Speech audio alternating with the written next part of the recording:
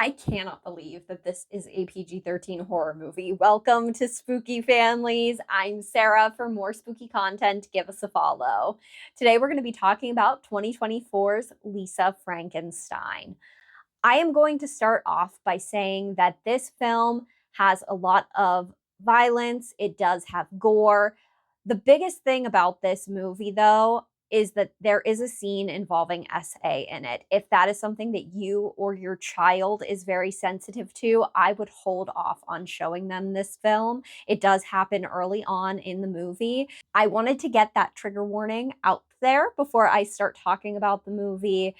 I really did love this movie. It follows Lisa as her father has remarried. Her mother was unfortunately unalived, and she reanimates a corpse using a tanning bed, and they kind of go on a murderous spree together. It's set in the 80s, in 1989 specifically, but this movie is a ton of fun. It's very lighthearted.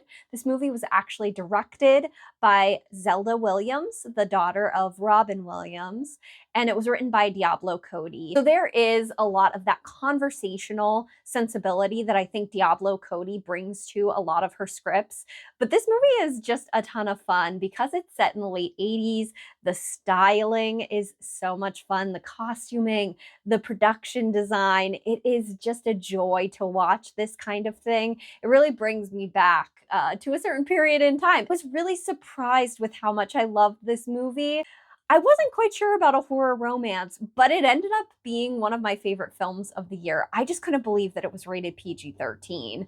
So I wanted to talk about it because if this is something that you're looking to introduce your children to, I do think that it's kind of a nice bridging gap between some of other horror movies that you may show or spooky content that you may show them and adult horror.